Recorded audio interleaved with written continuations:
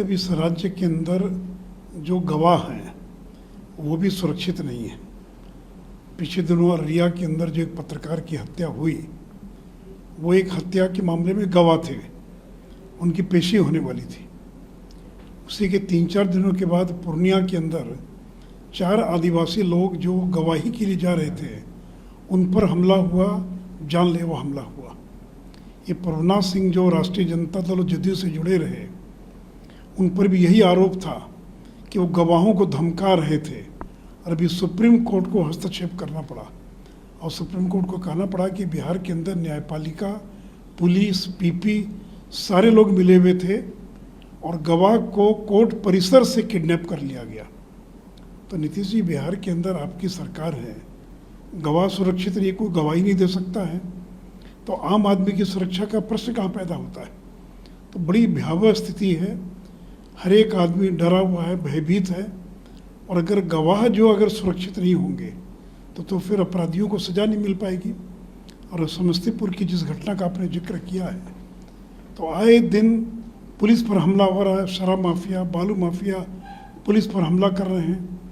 तो गवाहों पर हमला होना, गवाहों पर जानलेवा हमला होना, बालू माफिया, शराब माफिया, इन पर हमला होना, इनके द्वारा पुलिस पर हमला होना, ये क्या दर्शाता है कि जो नीतीश जी की जो लॉ एंड ऑर्डर के बारे में जो उनकी एक जो उनका यूएसपी था, वो ख़त्म हो गया है। अब उनकी कोई रुचि नहीं रही है। वो प्रधानमंत्री बनने के चक्कर में बिहार को उन्होंने भगवान भरोसे छोड़ दिया है। कास्ट सेंसस को लेकर के सुप्रीम कोर्ट की सुनवाई के दौरान सॉलिसिटर जनरल द्वारा उपस्थित होने को लेकर के राजद और जदयू हमलावर हो गए हैं और कह रहे हैं कि इससे बीजेपी का चेहरा बेनकाब हो गया है। कहाँ सॉलिसिटर जनरल ने विरोध किया? देखिए, आज अगर बिहार में जातीय गणना हो रही है तो बीजेपी के कारण हो रही है। अगर बीजेपी नहीं चाहती तो बिहार में जातीय गणना नहीं हो सकती थी, क्योंकि जिस मंत्रिपरिषद ने निर्णय लिया उसमें बीजेपी के लोग शामिल थे, 16 मंत्री शामिल थे, जदयू के तकरीबन 12 लोग शामिल थे। जब ऑल पार्टी डेलीगेशन दिल्ली गया पीएम से मिलने, उसमें कौन लोग शामिल थे? विधानसभा में, विधान परिषद में 2-2 बार प्रस्ताव पारित हुआ, क्या बीजेपी उसमें शामिल नहीं थी? इनको तकलीफ इस बात की है कि बीजेपी जातीय गणना का समर्थन क्यों कर रही है। इनको उम्मीद थी कि बीजेपी विरोध करेगी तो बीजेपी को पिछड़ा विरोधी करार दे पाएंगे, लेकिन वो भूल जाते हैं कि भारतीय जनता पार्टी जातीय गणना के पक्ष में है। और सॉलिसिटर जनरल ने कभी नहीं कहा कि हम जातीय गणना के पक्ष में नहीं हैं। देखिए, केंद्र सरकार ही केवल सेंसस करा सकती है, लेकिन अगर कोई राज्य सरकार चाहे तो सर्वे करा सकती है। अब बिहार सरकार ने भी कहा कि हम सेंसस नहीं, हम सर्वे करा रहे हैं। और जब अगले सप्ताह जब सॉलिसिटर जनरल का जो एफिडेविट फाइल होगा तो आप देख लेंगे क्या फाइल होता है। तो कोई सरकार क्यों विरोध करेगी? 2011 में जब सामाजिक आर्थिक जातीय गणना हुई तो बीजेपी ने साथ दिया था। तो केंद्र की सरकार जातीय गणना नहीं करा सकती, लेकिन कोई राज्य अगर सर्वे कराना चाहे तो राज्य स्वतंत्र है। मेरा तो सवाल नीतीश जी से है कि कर्नाटक में कांग्रेस की सरकार है, 2015 में जातीय गणना हुई, आज तक उसकी रिपोर्ट क्यों नहीं सार्वजनिक हुई? पिछले साल नगर निकाय चुनाव के लिए आपने अति पिछड़ा आयोग का गठन किया, आज तक उसकी रिपोर्ट क्यों नहीं सार्वजनिक हुई?